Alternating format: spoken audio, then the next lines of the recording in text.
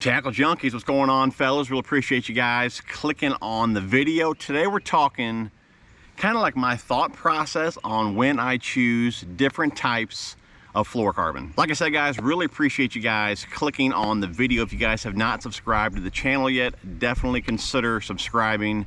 Don't forget to ring that bell, that way you guys are notified every time I release a new video. Always smash the thumbs up, leave some comments down below. You guys are awesome. We are so close to 60K.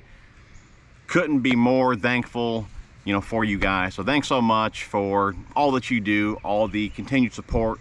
You guys are awesome. So with fishing being a bit slow right now, I wanted to stop, take some time, make a quick video for you guys. Like I said, this is really when I choose different fluorocarbons. I spooled up about, I don't know, maybe 8 or 10 reels yesterday. So I kind of put some thought into why I put certain line on different reels, so I kind of wanted to share that with you guys today. Like I said, fishing is a bit slow. The spawn is still on here in the Midwest. Shad spawn is going on right now as well.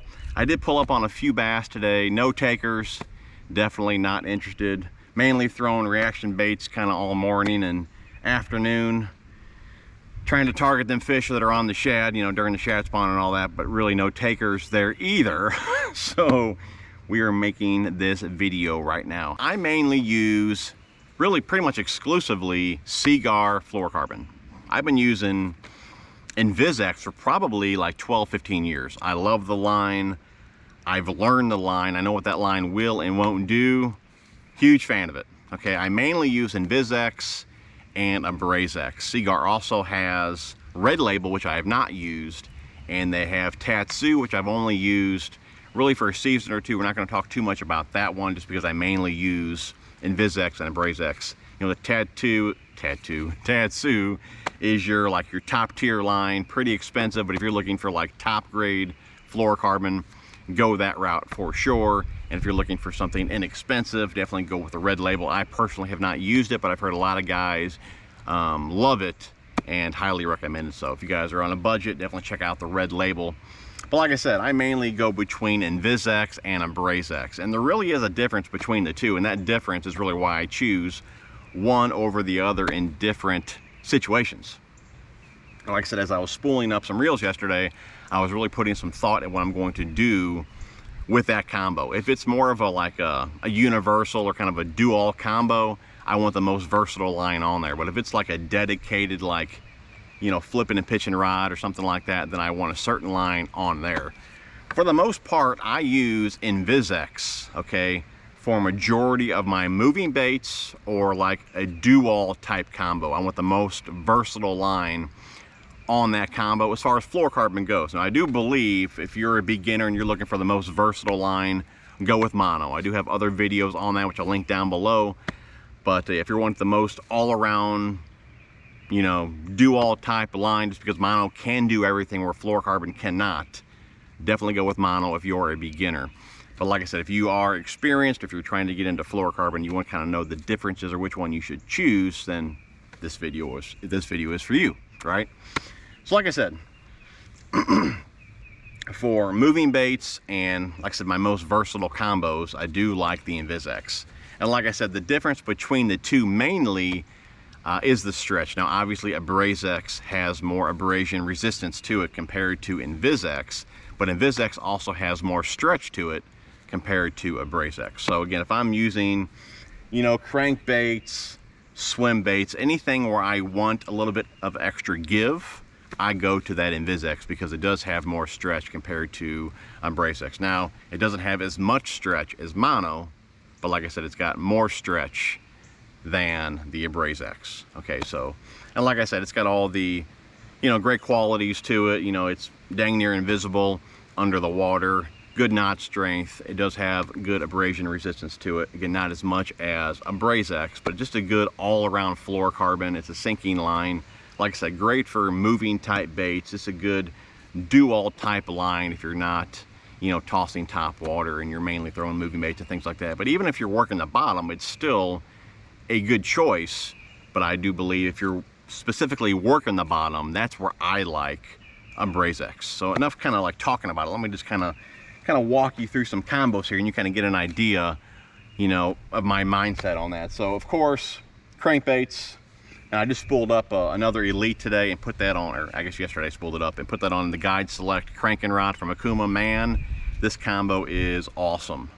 I talked about these rods in my last video. I got 2 Elites on a couple of them, and I'm waiting on the couple Zillions for the other. That'll be my main 4 cranking combos.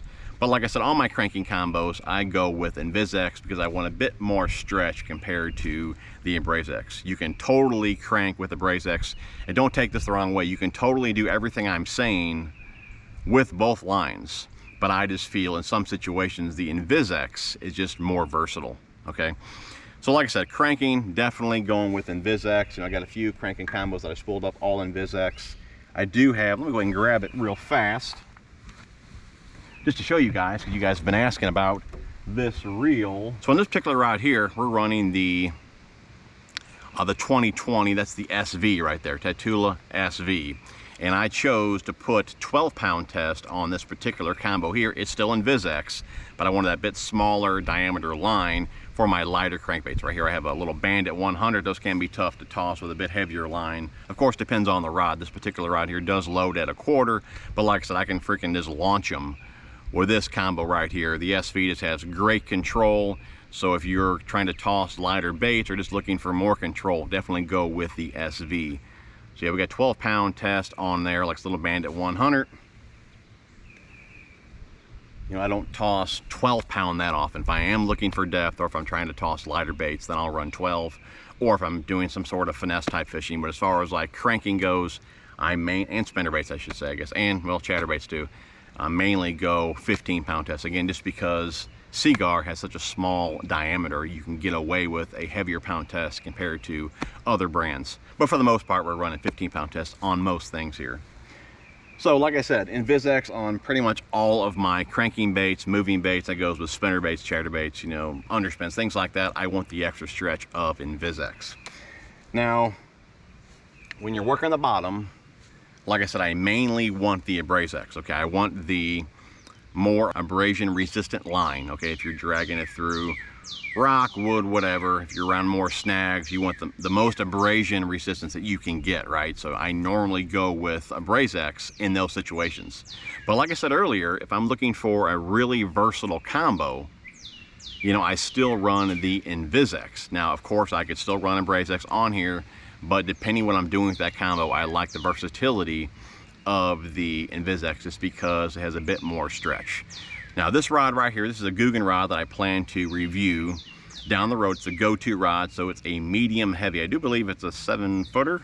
Yeah, 7-footer, medium heavy, fast action rod. I have a 6/8 Concept A2 on here, and I do have 15-pound Seaguar InvisX. Now if this was going to be a dedicated, you know, bottom contact type combo, I would have put AbrazeX on it, but since I want to review this rod, I want to throw more than one type of bait on it. So like I said, we're going to toss soft plastics on it, spinnerbaits, chatterbaits. I'm going to do a variety of things with this combo. So again, I went with the most versatile line in my mind, which is the InvisX. Swim baits here, again, going with the InvisX, 15-pound Seaguar InvisX. That's a new handle I just put on there. That's from Gomex's. You guys can see that there. Killer looking handle. This is a Zillion from a few years ago, older reel, but I tell you what, something about fresh line and a new handle just makes an older reel feel like brand new. I think it looks awesome, perfect for swim baits. It's got a little paddle tail on there. That's from a Grande Bass, little ballistic bluegill type color there. I guess that is not type color, that is the name, ballistic gill. Little mustad swim bait hook on there. But like I said, an awesome feeling combo here with that new handle. Check out them grits. Check this out. Boy, she's spinning. It's like some spinners back in the day. You guys remember that? That's something you don't see too often anymore. I mean, I'm 40 years old here. I've been around for a while, you know, and well, it's not like I'm that old, like I've been around that long, but you know what I mean. And years ago, man, that was the deal. You guys know I used to be into car stereos. And that was a big hobby, big passion of mine.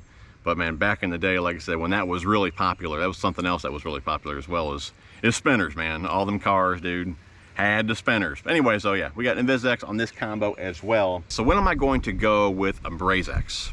Now, if I'm going to have a dedicated combo to work the bottom, Texas rigs, jigs, pitching and flipping, whatever.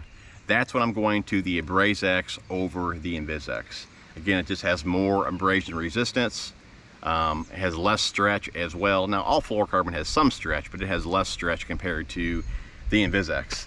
And when I'm going to be just working the shoreline, pitching and flipping and all that, you know, like I said, there's plenty of stretch there to absorb the shock up close. I just want the best possible chances of that line not snapping with the amount of shock it's going to be put under at close quarters. So again, I go for the AbrazeX in those situations. Not saying at all that an InvisX can't do that. It totally can.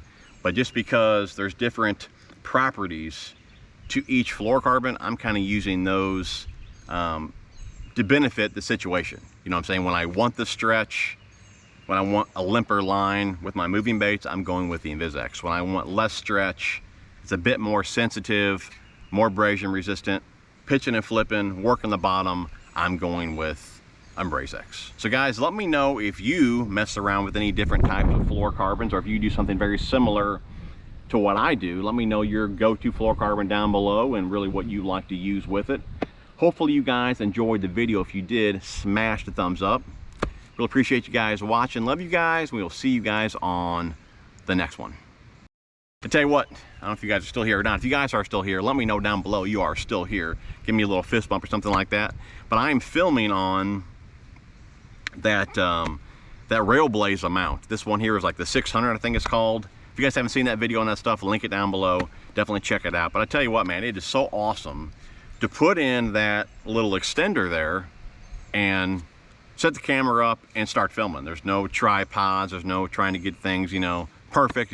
I already had it set up from the house. I put it in, put the camera in, hit record, and I'm filming, dude. It's an awesome setup. So if you have, you know, the sure mount track system on your boat, like the Crestline, or I think even Tracker has them as well. I'm sure there's other brands that have them as well. Definitely check out the Railblazer stuff. I am in no way affiliated with them.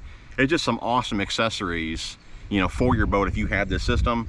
I think you guys would really enjoy them. So definitely check them out. Anyways, guys, that's it. Quick one. Love you guys. I'm out.